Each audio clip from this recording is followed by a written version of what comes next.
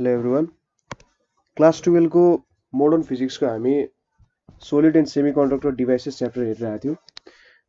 अब common emitter characteristics को बारे हामी हेर्न गइरहेका छौँ। अघिल्लो भिडियोजहरुमा हामीले ट्रान्जिस्टरको कन्फिगरेसनहरु त्यसैगरी ट्रान्जिस्टरले कसरी अपरेट गर्छ भनेर हेरिरहेका थियौँ।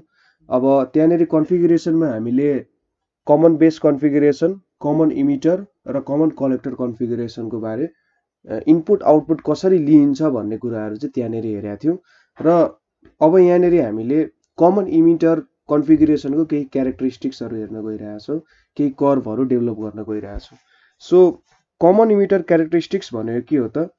कर्भ्स used to study behavior of common emitter transistor in detail are called common emitter characteristics। ठीक छ, कमन इमिटरमा हामीले ट्रान्जिस्टरलाई राख्यौं र त्यसपछि त्योसँग रिलेटेड क्यारेक्टरिस्टिक्सहरुको बारे स्टडी गर्नु चाहिँ के हो त? कमन इमिटर क्यारेक्टरिस्टिक्स हो। त्यसमा हामीले तीनटा क्यारेक्टरिस्टिक्सहरुको बारे स्टडी गर्छौं। एउटा भनेको इनपुट क्यारेक्टरिस्टिक्स, अर्को भनेको आउटपुट क्यारेक्टरिस्टिक्स र लास्टली हामीले करेन्ट ट्रान्सफर क्यारेक्टरिस्टिक्सको बारे स्टडी गर्छौं। यो क्यारेक्टरहरु स्टडी गर्नको लागि हामीले एउटा सर्किट डायग्राम त चाहिन्छ, किनभने कुनै सर्किट हामी स्टडी गर्छौं र त्यो सर्किट अनुसार चाहिँ के गर्छौं त हामीले आफ्नो कर्भ्सहरु चाहिँ डेभलप गर्छौं। इनपुट क्यारेक्टरिस्टिक्स, आउटपुट र करेन्ट ट्रान्सफरको लागि त्यही अनुसारको छुट्टा-छुट्टै कर्भहरु डेभलप गर्छौं। सो हामीले लिने सर्किट भनेको चाहिँ कस्तो छ भन्दा हामीले कमन इमिटर भएपछि के हुन्छ त भने कमन इमिटरमा हाम्रो बेस र इमिटरबाट इनपुट लिन्छौं र कलेक्टर र इमिटरबाट चाहिँ आउटपुट लिन्छौं। सो त्यो अनुसारको सर्किट हामीले राख्नु पर्यो। सो हाम्रो एउटा सोर्स छ, सोर्स को सिरिजमा हामीले एउटा माइक्रो एम्पियर भनेपछि एमिटर जोड्छौं, जसले चाहिँ माइक्रो एम्पियरको रेन्जसम्म चाहिँ करेन्ट मेजर गर्न सक्छ। त्यसको प्यारललमा हामीसँग VBE छ, यसले चाहिँ हाम्रो भोल्टेज सोर्सको रूपमा काम गरिरहेछ र यहाँनेरि हामीले जोड्ने भनेको चाहिँ एउटा ट्रान्जिस्टर जुन चाहिँ एनपिएन ट्रान्जिस्टर हो, एनपिएन ट्रान्जिस्टर जोडिरहेछौं है, एनपिएन ट्रान्जिस्टर जोड्छौं। सो यो भनेको मेरो बेस, यतापट्टि इमिटर र यो कलेक्टर भयो। बेस र इमिटरलाई एकतिर जोड्नु पर्यो र बेस र इमिटरलाई चाहिँ हामी के गरिरहेछौं त एनपिएन भनेपछि यो एन, यो पी, यो एन भनेपछि नेगेटिभ साइडमा नेगेटिभ तिर गइरहेछ र पोजिटिभ साइडमा पोजिटिभ गइरहेछ भने बेस र इमिटरलाई हामीले फरवर्ड बायस गर्छौं। त्यसैगरी कलेक्टर र इमिटरबाट मैले आउटपुट लिनुपर्ने हो। कलेक्टर साइड र इमिटर साइडलाई जोड्ने भनेको VCE हो र कलेक्टरमा मैले पोजिटिभ टर्मिनल जोडिरहेछु र इमिटरमा मैले नेगेटिभ टर्मिनल जोडिरहेछु। अब यहाँबाट आउने करेन्टलाई पनि मैले मिली एम्पियरले मेजर गर्छु है। अब आउटपुट करेन्ट ज्यादा हुन्छ, इनपुट करेन्ट भन्दा आउटपुट करेन्ट ज्यादा जस्तो भयो। एउटा एम्प्लिफायरको जस्तो काम गरिरहेछ यसले हैन। अब एम्प्लिफायर जस्तो काम गर्न हामीले गरिरहेछ भने अब हेर्नु त माइक्रोबाट मिली भनेपछि त यहाँनेरि करेन्ट बढिरहेछ भनेर बुझ्नु पर्ने हुन्छ। सो मिली एम्पियर युज गरे र यहाँ पनि एउटा सोर्स छ। सो यो भनेको VCC हो, जसले चाहिँ यहाँ हाम्रो कलेक्टर र इमिटरमा जोडिरहेछ, त्यसको सोर्स जस्तो भयो र यतापट्टि VBB छ, यो पनि हाम्रो सोर्स भयो है। यो VBE ले यो बेस र इमिटर बीचको भोल्टेज मेजर गर्छ, VCE ले चाहिँ कलेक्टर र इमिटर बीचको भोल्टेज मेजर गर्छ। सो अब यो फिगर त बुझ्नु भयो। अब हामीले चाहिँ इनपुट क्यारेक्टरिस्टिक्सको बारे स्टडी गर्छौं। सुरुमा इनपुट क्यारेक्टरिस्टिक्स,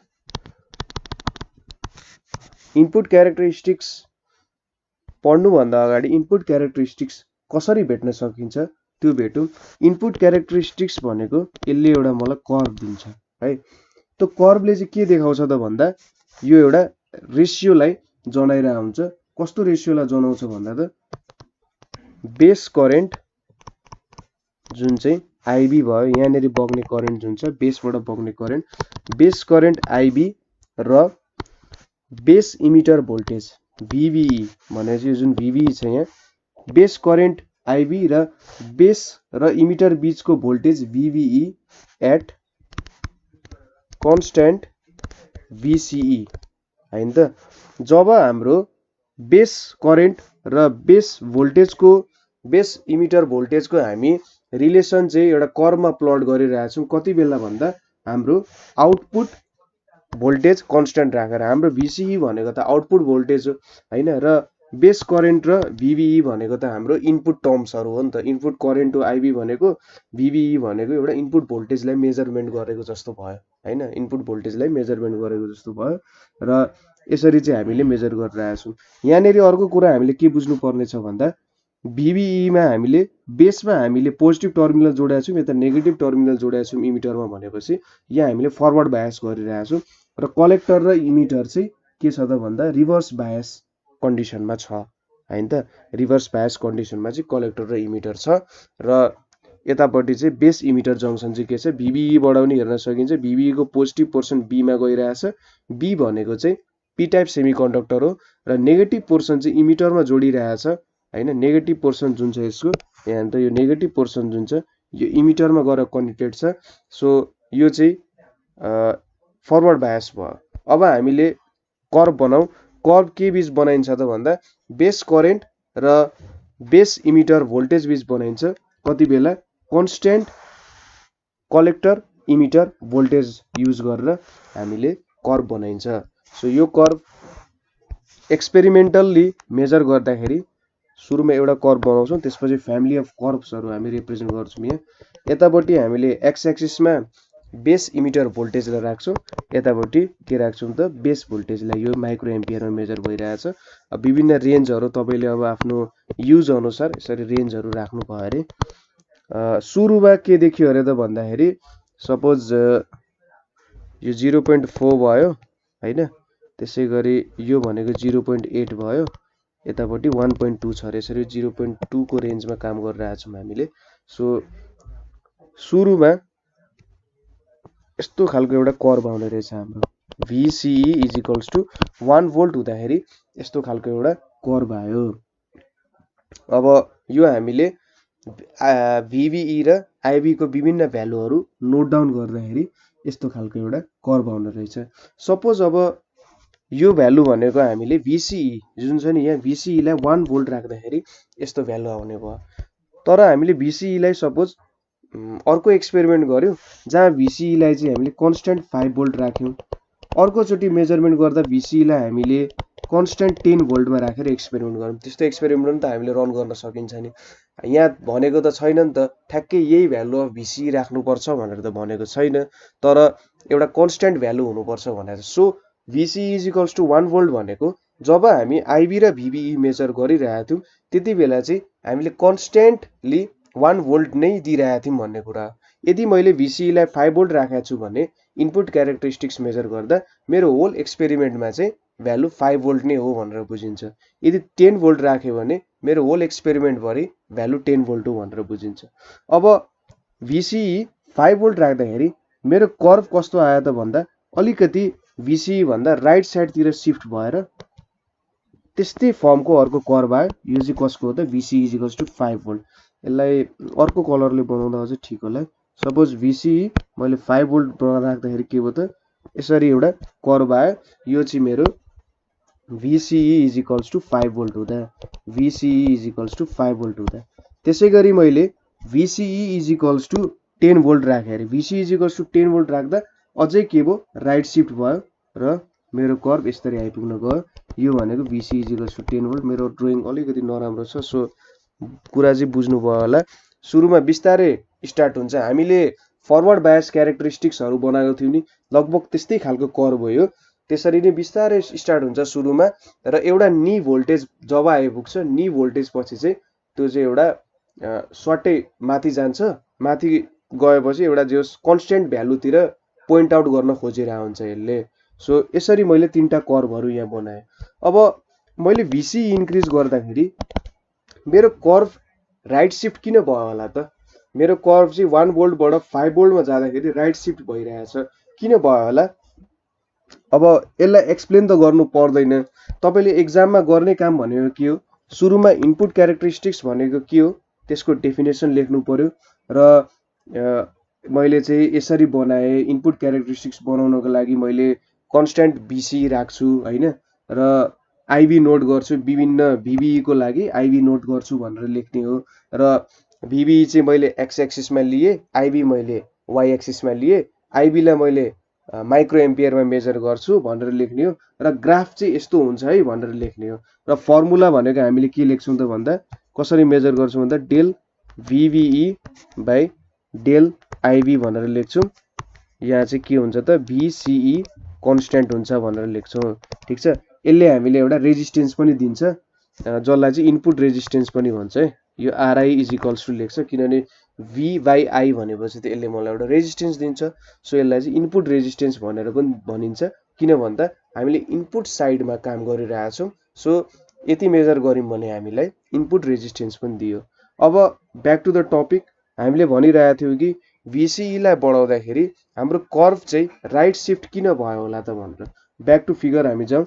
सो यहाँनिर हामीले के देखाएको थियौँ त भन्दा हाम्रो B र E जङ्सन चाहिँ के थियो त फरवर्ड बायस गरेको थियो, र हाम्रो C र E जङ्सन रिभर्स बायस गरेको थियो। हाम्रो B र E जङ्सन भनेको इनपुट जङ्सन हो, र C र E जङ्सन भनेको हाम्रो आउटपुट जङ्सन हो। अब हामीले अलिकति अझै सजिलो फिगर बनाउँ यसको लागि। यो मेरो इमिटर भयो, यो मेरो बेस, यो मेरो कलेक्टर। सुरुमा इमिटर र बेसलाई चाहिँ के गरियो त, यो मेरो NPN ट्रान्जिस्टर हो भने इमिटर र बेसलाई फरवर्ड बायस गर्नुको मतलब इमिटर नेगेटिभ हो, यसमा नेगेटिभ पोर्सन जोडियो, बेस मेरो पोजिटिभ हो, पोजिटिभ पोर्सन जोडियो। अर्कोचोटि अब इमिटर र बेसलाई जोड्दाखेरि यो त NN पोर्सन छ है। सो अर्को कलरले गरौँ। यतापट्टि चाहिँ फिगरमा हामीले कस्तो देखेको छ भन्दा इमिटरमा नेगेटिभ पोर्सन जोडियो र कलेक्टरमा चाहिँ पोजिटिभ पोर्सन जोडिरहेको छौँ हामीले। सो सुरुमा यहाँ के भयो त, सपोज हामीले 1 भोल्ट राख्यौँ, 1 भोल्ट राख्दाखेरि मेरो कर्भ एउटा सर्टेन कर्भ आयो। सपोज मैले यहाँनिर 5 भोल्ट बढाएँ, 5 भोल्ट बढाएँ भने के हुन्छ त, यहाँनिरबाट इलेक्ट्रोनहरू जुन आउँछ नि, इलेक्ट्रोनहरू इमिटरतिर त आइरहेछ हैन। अब हामीले सुरुमा इनपुटको मात्रै कुरा गर्ने हो भने चाहिँ इनपुटको मात्रै कुरा गर्दा हाम्रो ब्याट्रीले इमिटरमा त त्यसै मेजोरिटी चार्ज क्यारियर इलेक्ट्रोन छँदैछ, तर हाम्रो ब्याट्रीले अझै के गर्दियो त इलेक्ट्रोनहरू थपिँदै गइरहेछ, र हाम्रो बेसमा चाहिँ के भइरहेछ त पोजिटिभ चार्जहरू थपिँदै गइरहेछ है।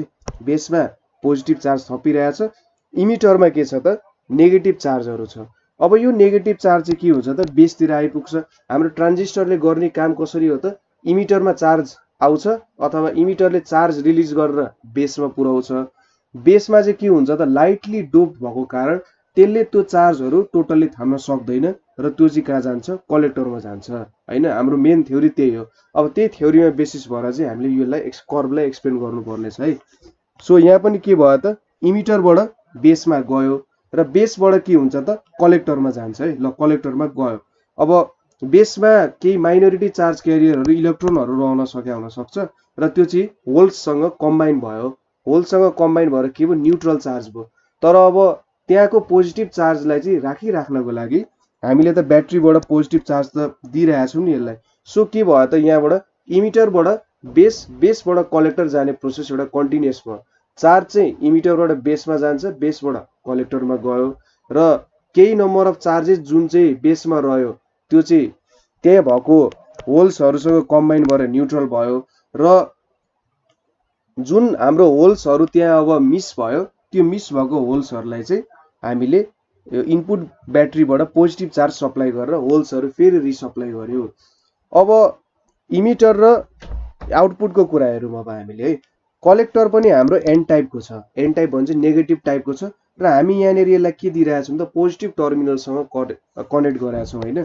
पोजिटिभ टर्मिनलसँग कनेक्ट गराएपछि यहाँ के भयो त भन्दा यसले चाहिँ होल्सको नम्बर इलेक्ट्रोन्सको नम्बर त घटाउने भयो, किन भन्दा पोजिटिभ र नेगेटिभ चार्ज कम्बाइन भइसकेपछि त न्युट्रल चार्ज आउँछ नि एउटा। सो मैले तपाईँलाई के भनेको थिएँ, मैले 1 भोल्टको कर्भ बनाएँ अरे, ठिक छ।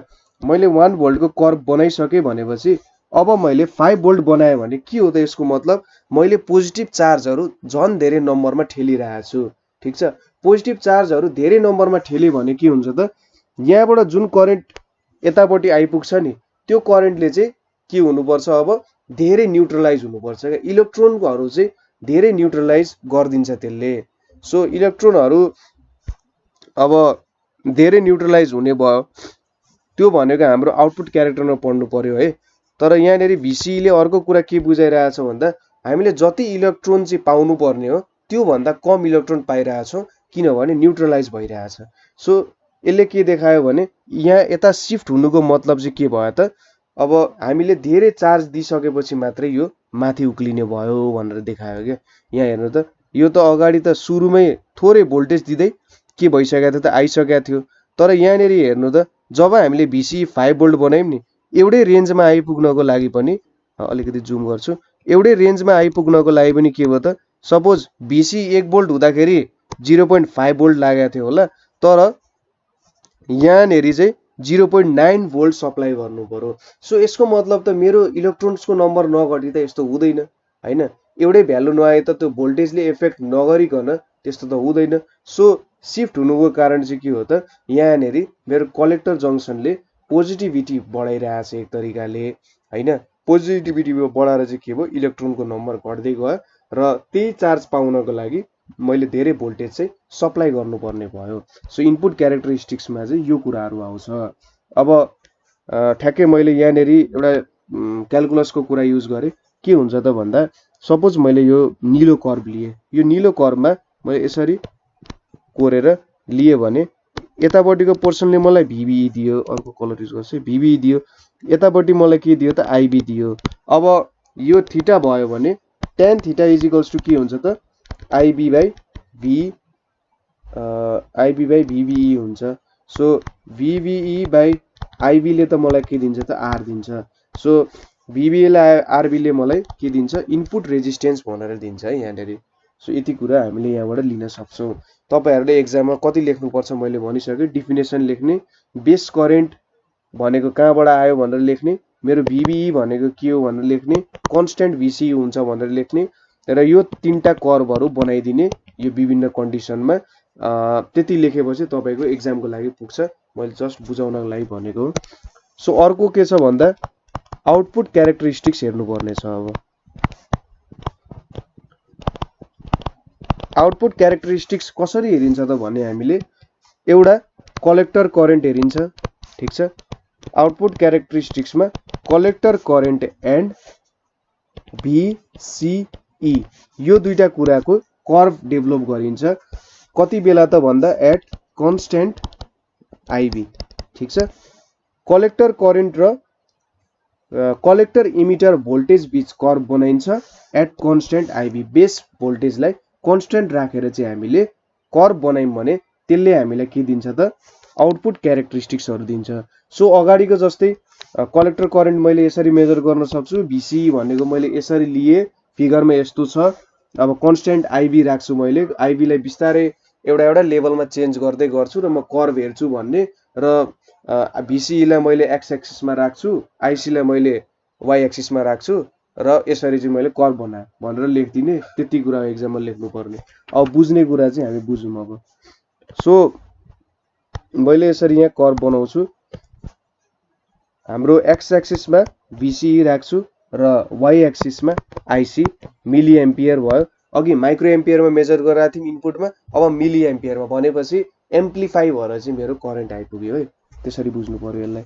सो यसको कर्भ चाहिँ कस्तो आउँदो रहेछ त भन्दाखेरि एक्सपेरिमेन्टली मेजर गर्दाखेरि यसको कर्भ भनेको छुट्टा छुट्टै कलरले बनाउँ होला।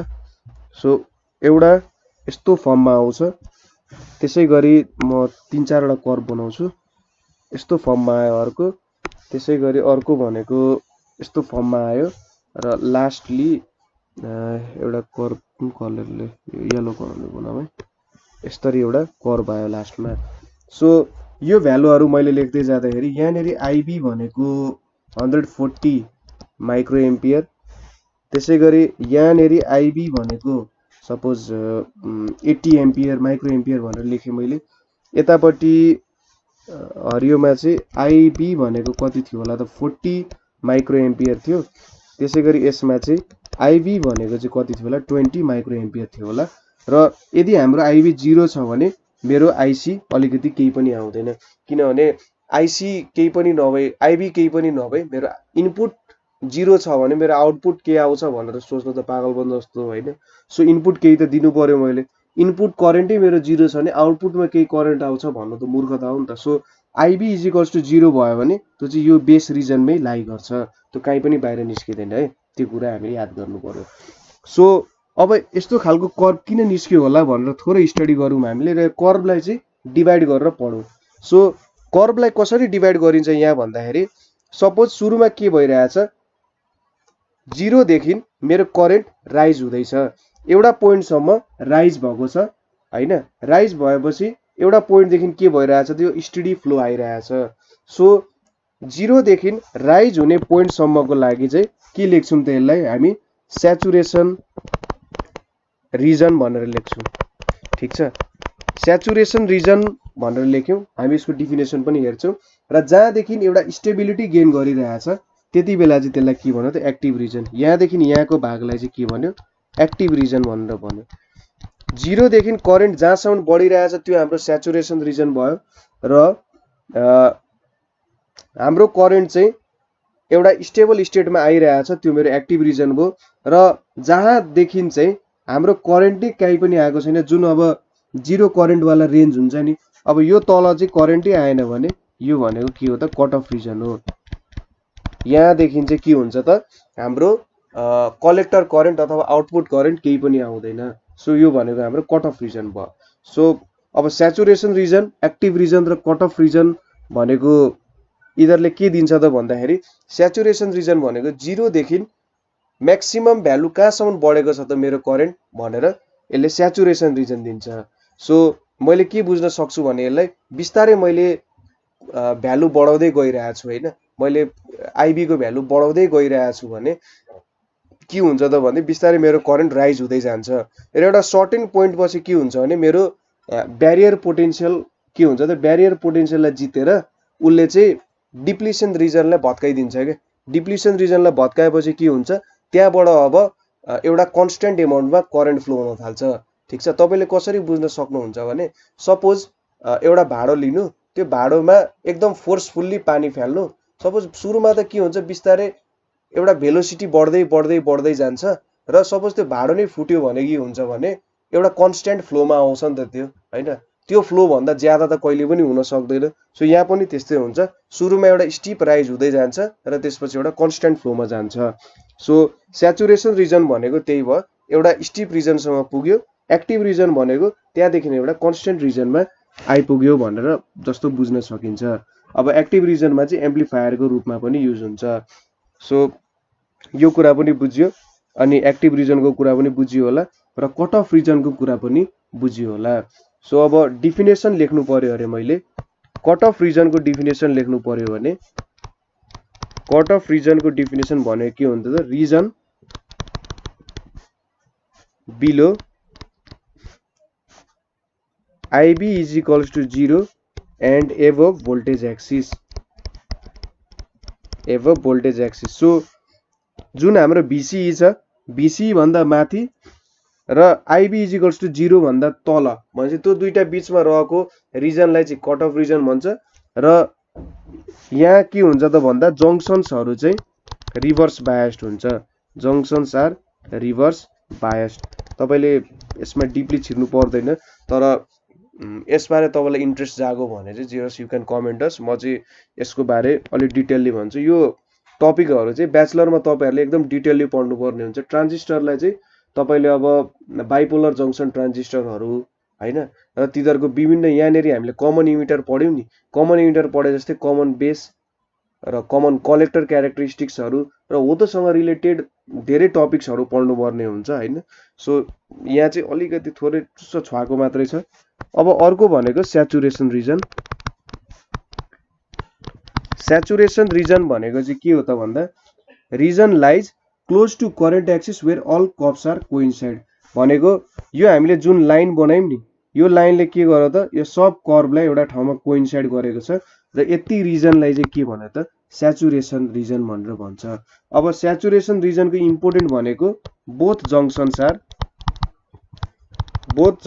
आर फरवर्ड बायस्ड भयो भने के हुन्छ त यो हाम्रो स्याचुरेसन रिजन हुन्छ। अब एक्टिभ रिजन एक्टिभ रिजन भनेको चाहिँ के हुन्छ त भन्दा हाम्रो बेस इमिटर जंक्सन चाहिँ के हुन्छ त फरवर्ड बायस हुन्छ र कलेक्टर इमिटर जंक्सन चाहिँ रिभर्स बायस हुन्छ।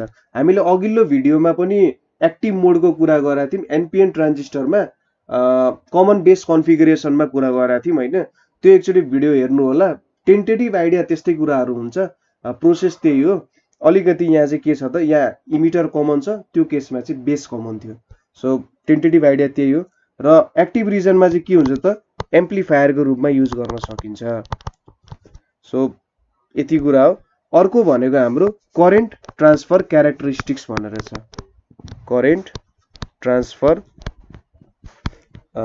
क्यारेक्टरिस्टिक्स भनेर छ। सो करेन्ट ट्रान्सफर क्यारेक्टरिस्टिक्सले चाहिँ के दिन्छ त भन्दा हामीले हाम्रो आउटपुट करेन्ट भनेको कलेक्टर करेन्ट र इनपुट करेन्ट भनेको बेस करेन्ट यिनीहरू दुईटालाई रिलेटेड बनाएर ग्राफ बनायौं भने त्यो भनेको चाहिँ के हो त, करेन्ट ट्रान्सफर क्यारेक्टरिस्टिक्सलाई चाहिँ यसरी डिफाइन गरिन्छ। So graph showing the variation of collector current, graph showing variation of collector current to base current भनेको चाहिँ के हो त, हाम्रो करेन्ट ट्रान्सफर क्यारेक्टरिस्टिक्स हो। र यो बेलामा चाहिँ हामीले कलेक्टर बेस भोल्टेज चाहिँ कन्स्टेन्ट राख्छौं। ठीक छ, यति बेला हामीले कलेक्टर बेस भोल्टेज चाहिँ कन्स्टेन्ट राख्छौं। सो यसको ग्राफ डेभलप गर्दाखेरि हामी के गर्छौं, एक्स एक्सिसमा हाम्रो बेस भोल्टेज इनपुट भोल्टेज राख्छौं र वाई एक्सिसमा हाम्रो कलेक्टर भोल्टेज राख्छौं। यसलाई हेर्दाखेरि के देखिन्छ त, एउटा स्ट्रेट लाइन आउँछ, एउटा सर्टेन पोइन्टदेखि सुरु भएर एउटा स्ट्रेट लाइन आउँछ र स्ट्रेट लाइन आउनुको मतलब के हो त, स्लोप भनेको हाम्रो आइसी बाई आइबी हो। यो चाहिँ एउटा कन्स्टेन्ट टर्म आउने रहेछ भन्ने कुरा हो। यसले चाहिँ एउटा कन्स्टेन्ट टर्म आयो। अब तपाईहरुलाई क्वेशन आउन सक्ला, यो पोइन्टबाट किन स्टार्ट भयो त, हाम्रो 0 बाट किन स्टार्ट भएन होला, कलेक्टर करेन्ट किन एउटा सर्टेन पोइन्टदेखि नै सुरु भयो होला, जति बेला हाम्रो बेस करेन्ट 0 थियो भनेर। तपाईले यति कुरा बुझ्नुस् कि हामीले कलेक्टर इमिटर जंक्सन जुन आउटपुट जंक्सन छ त्यहाँ पनि हामीले एउटा सर्टेन भोल्टेज चाहिँ एप्लाई गरेका छौं। सो सर्टेन भोल्टेज एप्लाई गरिसकेपछि त सर्टेन करेन्ट त त्यहाँ पुग्नु पर्ने हुन्छ। सो त्यो भएर चाहिँ एउटा सर्टेन भ्यालुदेखि सुरु भएको हो। सो यता 0 भए पनि उता 0 हुन्छ भन्ने छैन है, त्यसरी बुझ्न सकिन्छ यसलाई। सो मलाई लाग्छ तपाईहरुले केही न केही यहाँ क्वेशन सोध्नुहुन्छ। सो म त्यो क्वेशनको चाहिँ वेटिङमा छु, तपाईले त्यो क्वेशन चाहिँ सोध्नै पर्छ यदि तपाईले यो भिडियो मजाले हेर्नु भएको छ भने है। सो अब हामीले दुई तीनवटा टर्म पढ्नु पर्ने हुन्छ। Alpha and beta of a transistor भनेर छ, alpha and beta of a transistor. So alpha and beta of a ट्रान्जिस्टरले के दिन्छ त, त्यो कुराहरु हेरौं। अल्फालाई भनेको, अल्फा र बीटा भनेको जस्ट एउटा भ्यालुजहरु हो, जो हामीले न्यूमेरिकली सल्भ गर्दाखेरि धेरै मद्दत गर्छ। यसको फिजिकल मिनिङ अब खासै त्यस्तो केही इम्पोर्टेन्ट फिजिकल मिनिङ त छैन, जस्ट यसलाई डिफाइन गर्ने भनेको अल्फा भनेको चाहिँ के हो, कलेक्टर टु इमिटर करेन्टको रेशियोलाई अल्फा भन्छ। कति बेला, at constant collector base voltage. Constant collector base voltage हुँदाखेरि अल्फा भनेको चाहिँ के हो, कलेक्टर करेन्ट टु इमिटर करेन्टको रेशियो हो। त्यसैगरी बीटा भनेको चाहिँ के हो त भन्दा कलेक्टर करेन्ट टु बेस करेन्टको रेशियो एट कन्स्टेन्ट के हो त बीसीई हुँदाखेरि यसको रेशियोलाई भन्छ। ठीक छ, यति कुरा हो, डिफिनेसन मात्र हो, बेसी केही पनि छैन। सो यिनीहरुको बीचको रिलेसन हेरौं। अब हामीलाई के थाहा छ त, इमिटर करेन्ट भनेको चाहिँ के हो त, collector current plus base current हो। अब यहाँनेरि हामीले आईसी ले डिवाइड गर्यौं भने IE by IC is equals to IC by IC plus IB by IC हुने भयो। अब आईई बाई आईसी लाई मैले के लेख्न सक्छु त, 1 बाई अल्फा भनेर लेख्न सक्छु। आईसी आईसी 1 भयो, आईबी बाई आईसी लाई पनि 1 बाई बीटा भनेर लेख्न सक्छु। सो 1 बाई अल्फा भनेको के हो त, बीटा प्लस 1 बाई बीटा हुने भयो। यसको मतलब अल्फा को भ्यालु के हो त, बीटा बाई बीटा प्लस 1 हुने भयो। त्यसैगरी बीटा को भ्यालु तपाईहरुले कति निकाल्न सक्नुहुन्छ, एकचोटी क्याल्कुलेसन गर्नुस्, अल्फा बाई अल्फा माइनस 1 आयो। सो यहाँबाट के देखिन्छ भने अल्फा को भ्यालु जहिले पनि लेस देन 1 हुन्छ र बीटा को भ्यालु जहिले पनि ग्रेटर देन 1 हुन्छ। कति अल्फा र बीटा यसरी चाहिँ हामीले जे होस् क्याल्कुलेसन गर्न सकिन्छ होला। सरी, यहाँनेरि 1 माइनस अल्फा हो है, ठ्याक्कै मैले नि हेरे, किनभने अल्फा लेस देन 1 भइसकेको छ। लेस देन 1 भयो भने त अल्फा माइनस 1 गर्यो भने त यो लेस देन कति आउँछ त 0 लेस देन 0 नेगेटिभमा आउँछ भने चाहिँ लेस देन 0 को भ्यालु आउँथ्यो। सो अल्फा यहाँनिर लेस देन 1 भयो र बिटा चाहिँ के भयो त ग्रेटर देन 1 भयो। सो यसरी हामीले चाहिँ क्याल्कुलेसनहरू गर्न सक्छौँ। सो ट्रान्जिस्टरमा सायद पढ्नुपर्ने कुरा यति नै हो र अरू केही क्वेसनहरू छ भने अथवा एक्स्ट्रा क्वेसनहरू छ त्यो छ भने म एउटा नयाँ भिडियो बनाउँछु यसको लागि, अथवा तपाईहरुलाई केही जान्न मन छ त्यहाँ भित्री कुराहरू अझै केही बुझ्न मन छ भने चाहिँ हामीलाई कमेन्ट गर्न सक्नुहुन्छ। So thank you for watching.